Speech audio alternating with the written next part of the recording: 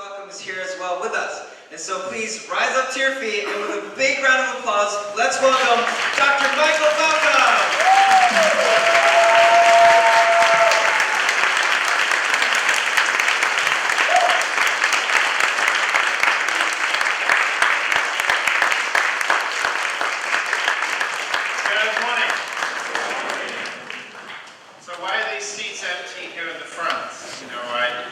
I change my shirt every month, whether it needs it or not. So it's the 27th. It's a little funky, but still, I want to invite, if you're in the back and you don't have a seat, please come and sit at the front. It's kind of a struggle to see this empty woodwork here.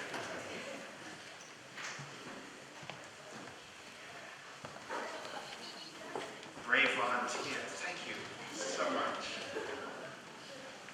Now there's a lot of empty spaces over here. Doki, why don't you kind of come forward there and fill out these spaces? All right. Okay, well, good morning, everyone. Thank you for coming. If you were here this morning, thank you for coming again. I want to talk to you a little bit today about faith.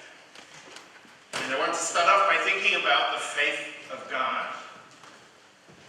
So I need you to do something. I want you to make a small hole with your thumb and your finger like that, so that when you look at this symbol over here on the wall, the only thing you can see through your finger and thumb is the symbol. Then raise your other hand when you've got that done. A few of the people I work with look like I'm crazy here. Okay. Now I want you to squeeze even tighter, so that all you can see is the heart in the middle of the symbol. So you got it? Okay.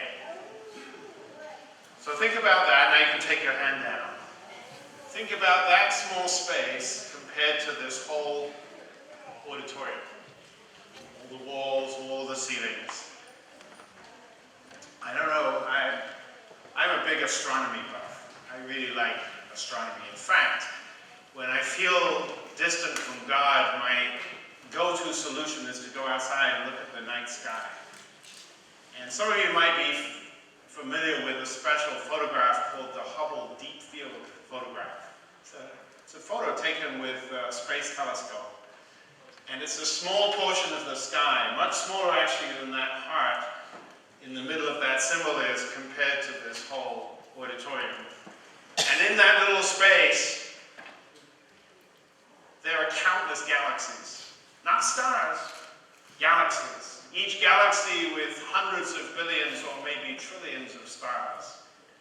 And in that tiny space, there are hundreds of galaxies. They just recently increased the number of galaxies discovered in the universe from 200 billion to 20 trillion. It's only 100 times more.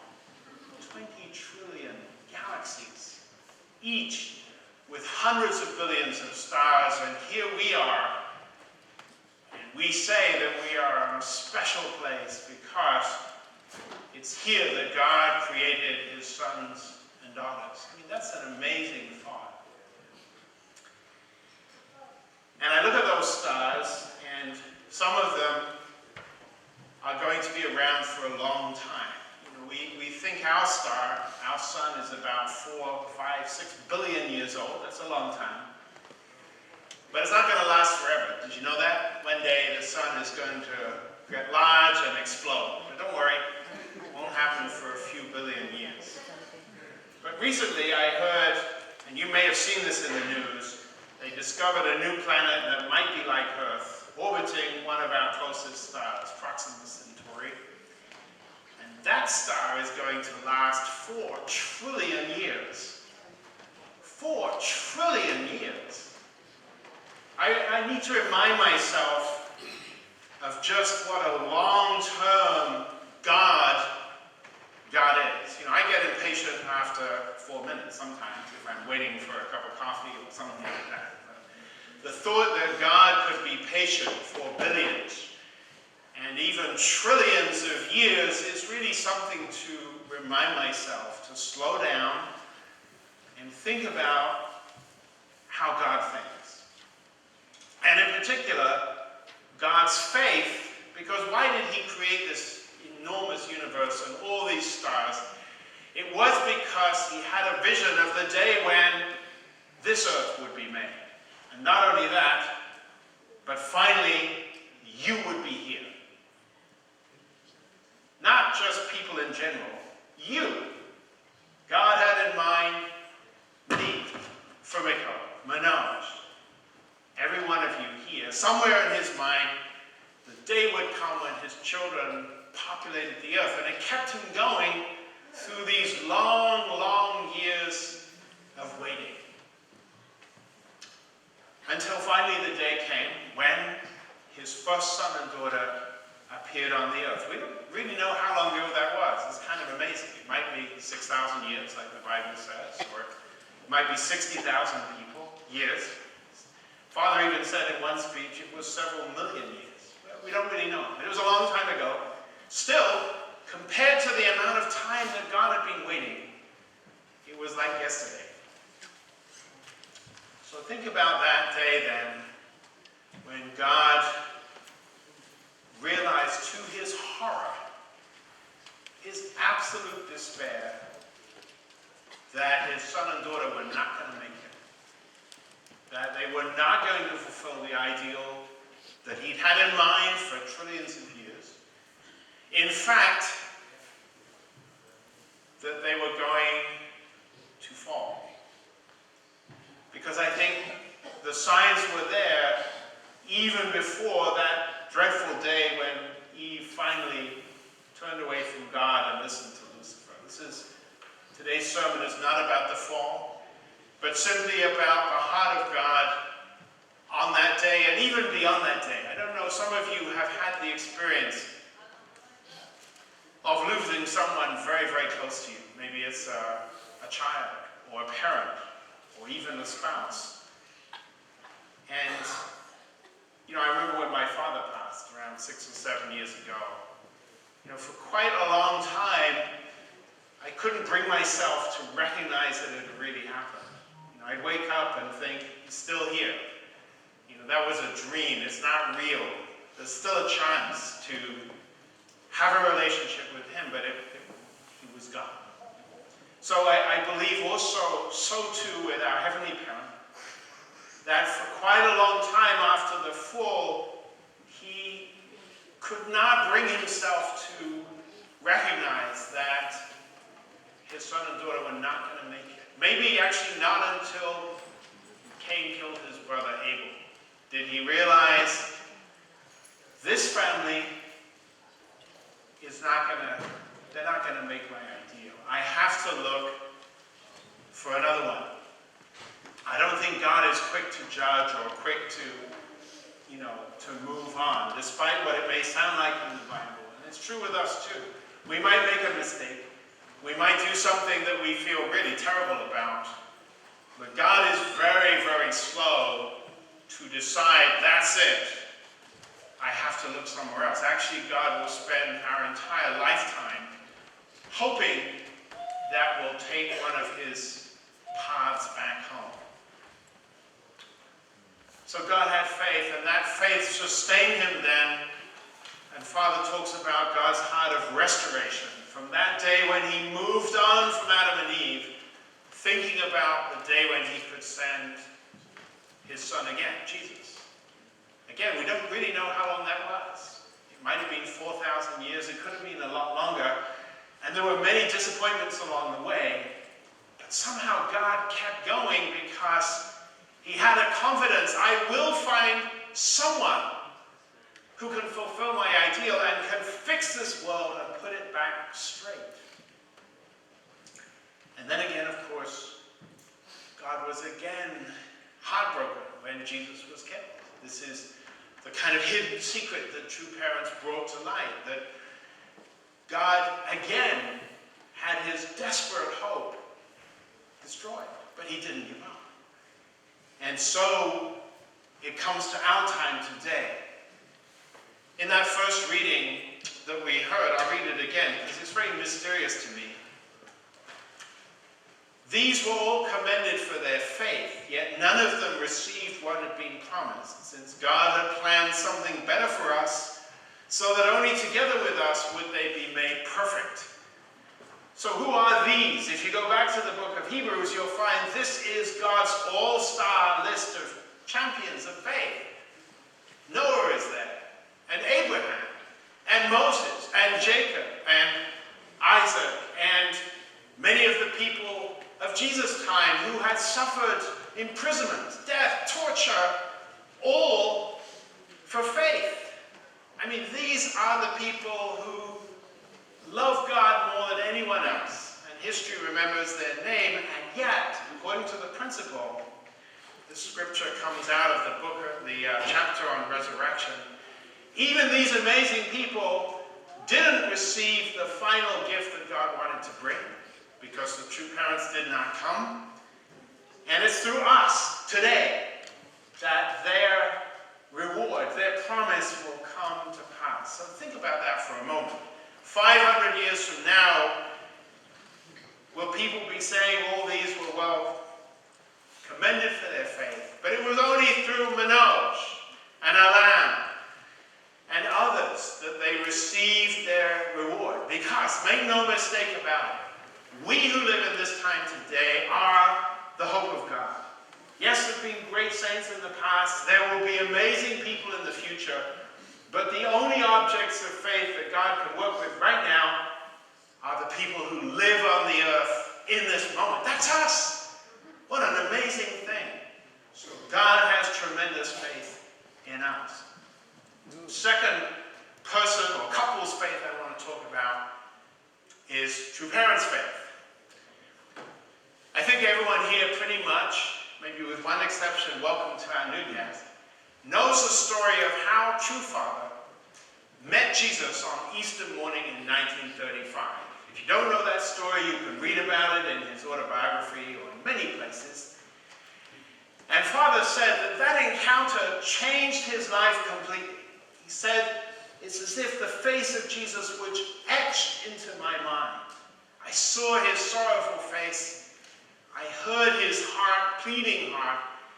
And from that day on, I was completely changed. And for a long time, I took that pretty much at face value. I thought, yes, of course. You know, if you meet Jesus, you have that kind of amazing revelation that you are a chosen one of God.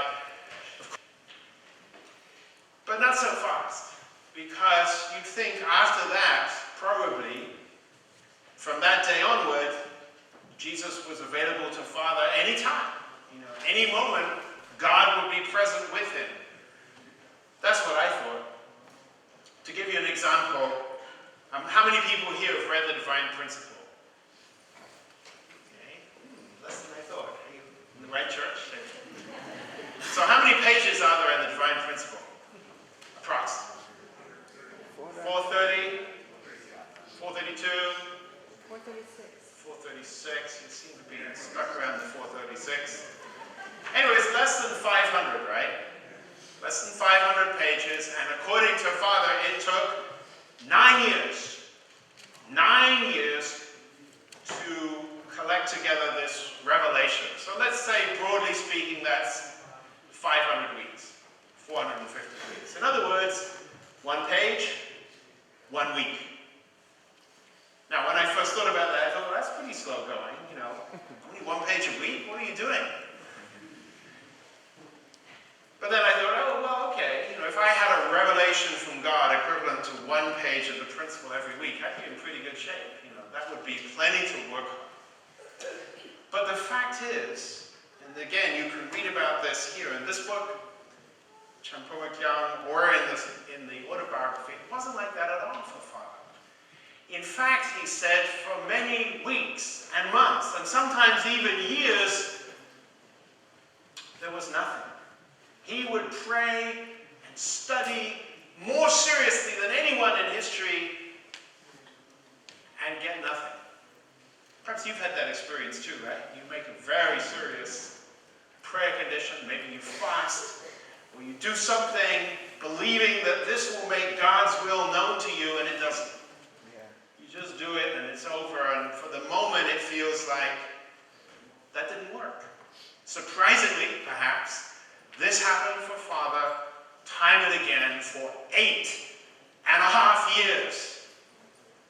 Most of that time, Father said, I would pray, I would beg God for answers. I had 3 Bibles, English, Japanese, Korean. I'd open them, I'd write in them until I could hardly read the page anymore. And sometimes I thought that I had an insight from God, and then I found out it was wrong. Not once, many times. And it was only after 8.5 years, when Father was on his way back from Japan to Korea, having finished his college studies, kind of desperate, I think, having taken so much time, that he said suddenly it was as if a movie projector was turned on. And I began to see the whole providence of God unfold from the fall of man to the present day. And I understood. And whereas in the past sometimes there'd been a month or 2 months with nothing, he said I could fill a notebook every day with the insights and the it was like a mighty waterfall pouring down. So that's impressive, but to me what's impressive is for 8 years, not really getting very much, not really making the breakthroughs, Father persevered and kept going. And he didn't just sit at home wondering when is the revelation coming. He joined the student revolution against Japanese occupation. He studied, he taught, he did so many things, but still inside, he was waiting for the moment that he would really understand. He kept his faith. And let's think about True Mother. She's coming tomorrow, 9 a.m., morning flight from Seoul to Washington. And I think Mother has enormous faith. About a year ago, it was a year and a half, we had a chance to have tea together. It was at the Peace Palace in Korea. It was afternoon tea. It was kind of nice. I'm British, so afternoon tea, that's the true mark of civilization. Raise the pinky, drink the tea. And Mother said, did you ever think about what it would be like to be me? So I'm a guy, so no. She said, actually, wasn't that easy. And let me give you some examples. So, when Mother was growing up, one of the struggles she had was her mother was a religious fanatic. I don't know any second generation here. You know what it's like if your mom is a religious fanatic. She was never home. She was always out traveling, trying to find the Lord. I mean, it sounds great, right? But if you're the kid and your mom's not there, that's challenging. And Mother's grandmother, whose name was One More Joe, she was a pretty religious person as well, kind of equally devoted and serious. So, of course, on the one hand, today, Mother can give credit to her mom and her grandma for their extraordinary life of faith, but on the other hand, growing up as a young girl, it wasn't the easiest thing in the world. But that, she said, that wasn't so bad. What was really tough were these spiritual people who would come and give a prophecy over me. I really hated that. Especially the people who wanted to tell me how I was going to get married. She said, you can no imagine. People would show up at our house, and they'd see me, and suddenly they'd go into a trance, and they'd say, I have a prophecy about your marriage. This is Mother when she's like 9 or 10 years old. So the first prophecy is, you're going to marry someone who's at least 20 to 25 years older than yourself. How does that sound, ladies, when you're a teenager? Not too good, right? That's kind of challenging. But there's more. Not only that, but the person you marry is either going to be A, the great king of heaven and champion of faith, or B, the worst criminal the world has ever seen. There's just no way to tell. Not once, not twice, but several times Mother had to digest this kind of extraordinary prophecy. And father sit down, mother down and said, okay, we're married now, husband and wife. Let's review how this is going to work out for the next 40 years or so. No. Actually, father continued with his extraordinary ministry and career, and by and large, left mother to figure things out for herself. Not entirely, but for the most part. And it wasn't easy. But actually, father needed to do that in order that true mother could find out for herself what it means to be the true daughter of God. Actually, nobody else can really tell you that. You have to find it out for yourself.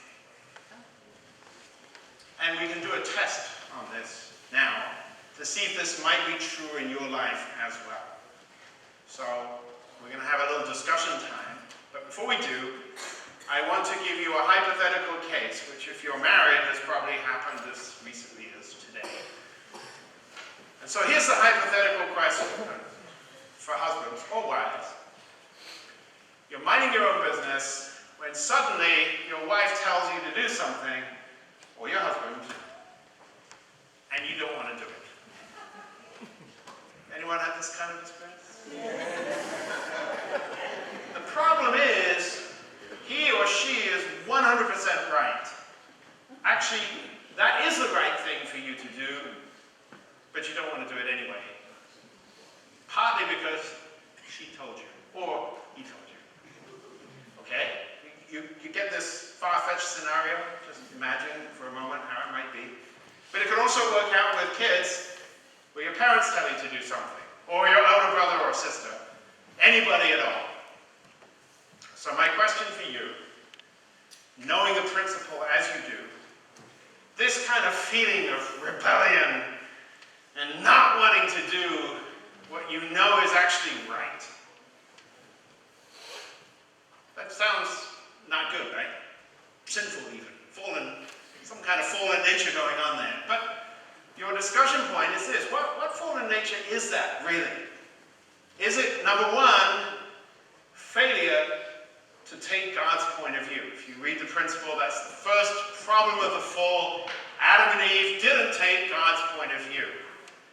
Now, this is particularly popular among spouses. You don't agree with me, you're not seeing from God's point of view. It's unanswerable, right? So that's choice number one. Choice number two, according to the principle, is you leave your position.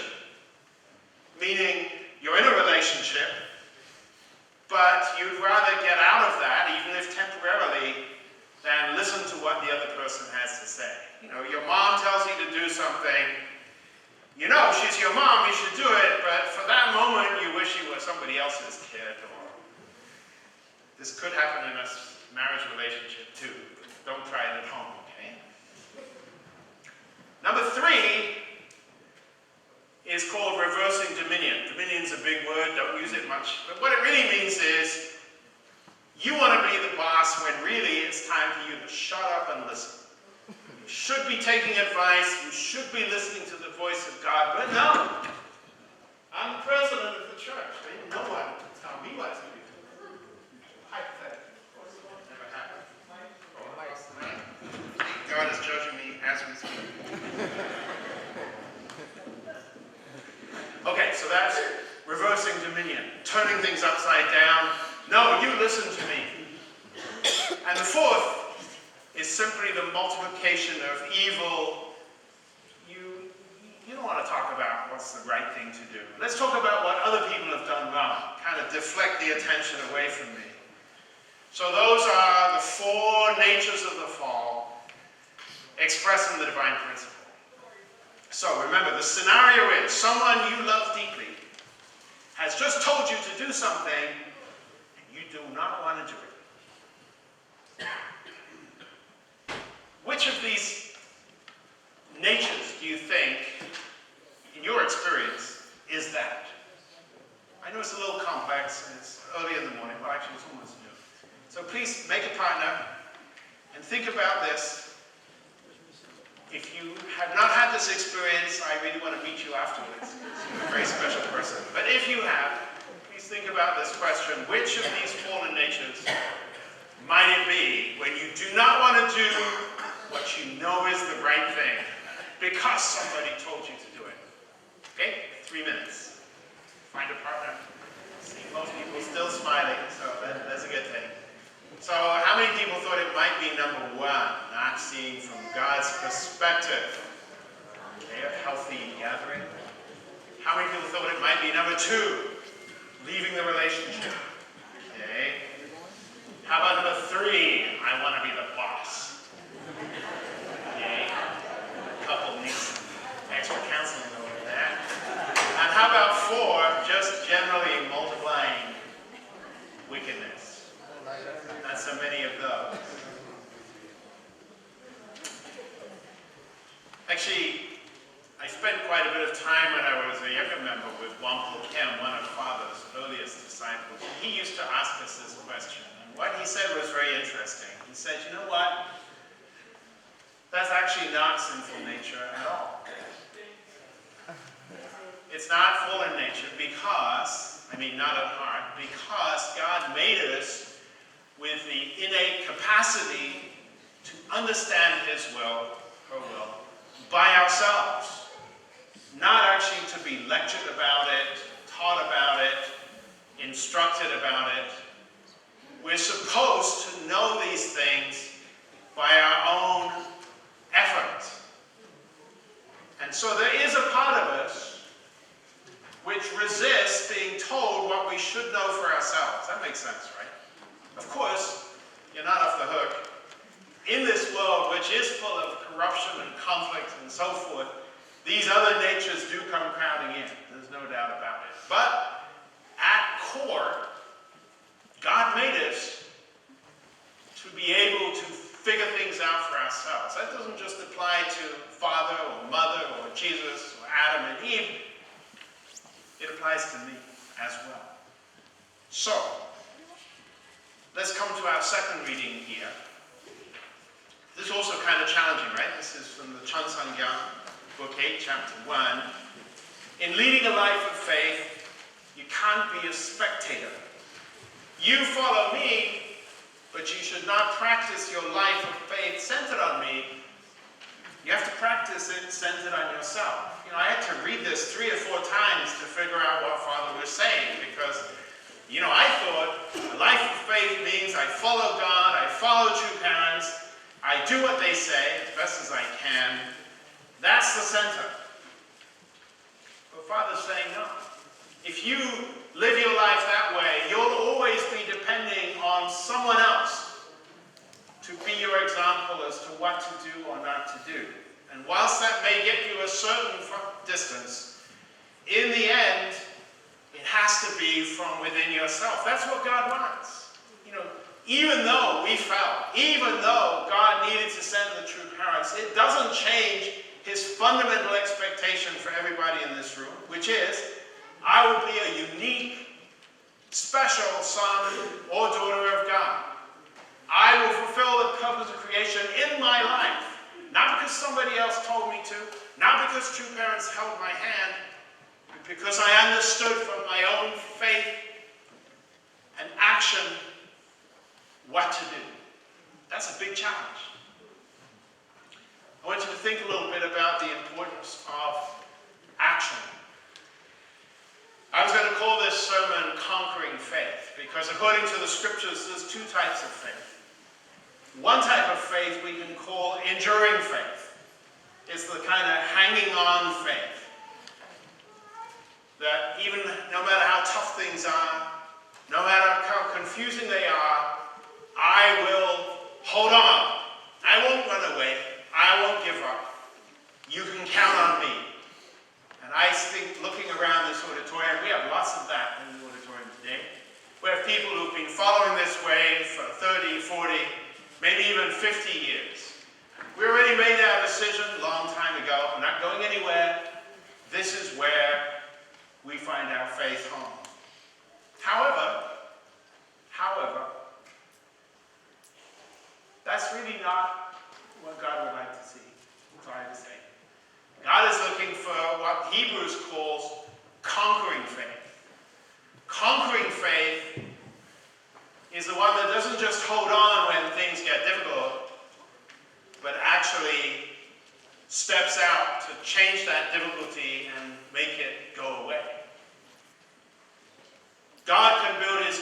with conquering faith, but you cannot build it simply with enduring faith. It needs people who will take a chance, a risk. And I wanted to conclude today by illustrating what I mean by taking a risk. I'm going to borrow a bit from another sermon, but probably my all-time favorite Bible episode is that story in Matthew where Jesus walks on the water. I think you all know that story, right? You know the story? It's been a long day. Actually, that day starts off with Jesus teaching and feeding the 5,000. That was the same day. If you think about it a little, how did that work out? Probably Jesus went out to Sunday service or Saturday, whatever, with his disciples. In the beginning, there probably were only 50 or 60 people, right? But word got out, hey, Jesus is teaching down there. Let's go listen to him. And through the day, a huge crowd appeared. Finally, the disciples complained, hey, Jesus, you've been preaching for 8 hours. It's time to send people home. Anyway, feeding the 5,000, that's another story. But anyone who listened to Father speak at Belvedere for 8, 10, 12, 14 hours knows exactly that feeling where you feel, God, I love you so much, but I don't know. So that's the disciples. And Jesus says, okay, guys, I need some time alone. Go home by yourselves. So they get in the boat and they start sailing home across the Sea of Galilee while Jesus goes off to pray. And then, as the scripture says, in the middle of the night, a storm blows up and they're terrified. Because they realize, hey, you know, this could be dangerous. Normally we got Jesus in the boat here. We know that when Jesus is with us, everything's fine, but now he's not with us. He's out of sight up the mountain. Sometimes I think our church today is, you're in the boat and Father's up the mountain in the spirit world, and there's storms all around us and we get worried.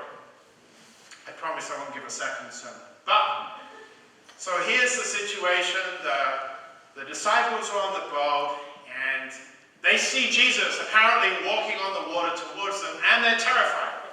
Now, if you go to seminary, like I've been to seminary, you spend a lot of time explaining why this couldn't possibly be true. That's what you do in seminary. You try to find a rational explanation. For example, Albert Schweitzer, the great missionary who devoted his life to attacking the problem of leprosy, developed a theory that actually they were much closer to the land than they thought, and Jesus was walking on the beach. Then another theory was actually there was a sand spit reaching out into the lake, and Jesus was walking on the sandbar. Then there's a German school that thought maybe this violent storm had produced a sudden change in temperature and there was ice. I mean, this is the Dead Sea. You don't get much ice there. And Jesus is walking on the ice. And all kinds of explanation like this, because people are trying to rationalize how could Jesus possibly do this. But I had an insight. Actually, this story is not about Jesus at all. Yes, Jesus walked on the water, but that's not really what the story is about. So then I thought, okay, the story is about Peter. I like to think of myself as Peter. You know, Jesus calls, and I say, yes, Lord, and I start walking out on the water. At least I have faith to get out the boat, right, and take action. Even if halfway I start doubting and start to sink. But again, in seminary you realize that, no, the story probably isn't about Peter either. It's in Matthew. Matthew is the book written to deal with a church that's divided and schismatic, trying to promote Peter as the center of faith. You know, that was a problem in the early Christian church. It was very divided. On the one hand, there were the people who trusted in Peter and the original disciples because, after all, they lived with Jesus. And then there was another group that trusted Paul. Paul because he was the one who was having new visions of Jesus and whose message was attractive and open to many people. So that was the reality of early Christianity. The group following Peter, the group following Paul, or P1 and P2 as they called them back in those days. You can use that if you like. Anyway,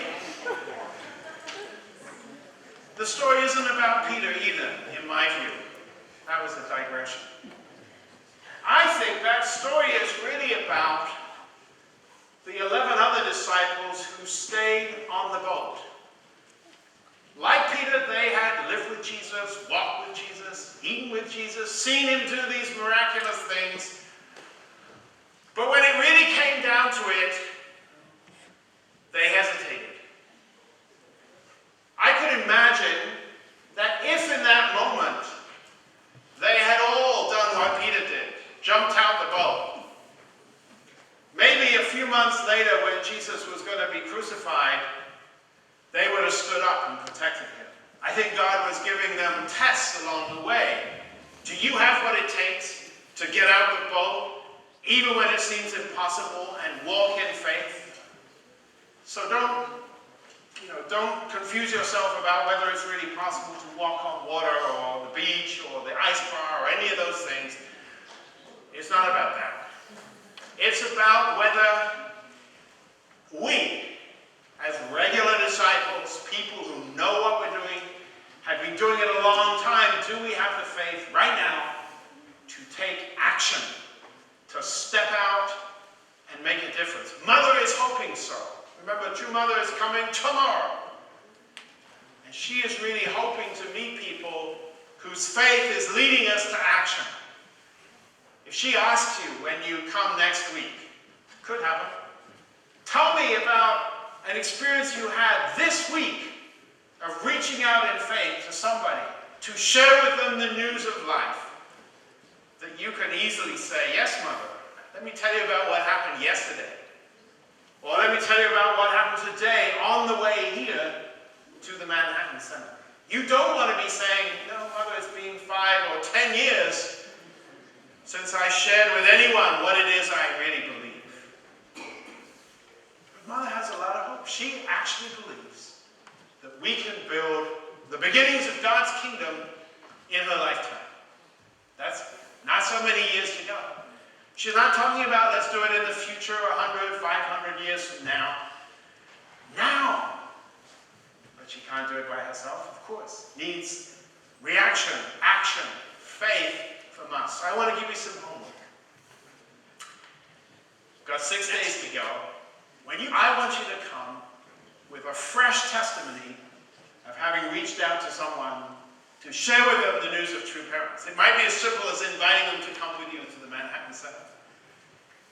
It may be actually somebody in your own family, or someone you knew long time ago, or someone you happened to meet on the bus. It doesn't matter. The key point is, if we as a community really want to welcome Mother, really want to encourage her, really want to encourage God, our heavenly parent, we have to take action. Now, if I tell you that, we've already covered this, you're going to feel, don't tell me that. I knew that already. So I'm not going to tell you that. But I am going to ask you, please think about how we can welcome True Mother in the best way 1 week from today. And not just this week. Imagine what it would be like if every week when you came to this church, you could share one experience you had in the previous week about teaching or sharing with somebody about the principle, about God. I know it's scary, and sometimes we think, I can't do that. But if we all do it, there's going to be a tremendous transformation. I think that's what true parents are hoping for from America right now. And this is our largest community. So you, sitting in these seats today, we have a tremendous opportunity to take action, encourage Mother, and certainly advance the building of God's kingdom. Let us pray together. Our most loving Heavenly Parent, thank you. Thank you so much for calling us together this Sunday and every Sunday. We need to be reminded, we are reminded that we are your champions. Yes, there were many people of faith in the past whose names are in the scriptures and in history, but they could not do what we can do, which is to create blessed families and build the kingdom centering on true parents. That is our special privilege. But we won't do it simply by enduring faith, hanging on year to year, month to month. No, we need to do something different, which is to reach out. And Since Mother's Coming, week from today, here in New York, New Jersey area, I really pray that each of us can come with a fresh testimony of what happened when we reached out to share about the coming of true parents. If we all do it, we will have such amazing power. But we can't just do it because somebody else tells us to do it. Even you. We need to realize deep down in our hearts that this is our destiny, that we are called for this time. We can be great. We can get the job done, which no one in history could do before. And it's closer than we think. So, Father, please inspire us. Lead us to the people that you've already prepared to hear your word. I pray, Father, you will bless this congregation. Those who came, those who didn't come but normally do. Father, let us be joined together with real desire and passion. I pray and report in the names of all of your sons and daughters here, all the blessed families, all your lovely children. And in the name of Mike and Fumika Balcom, bless them for family.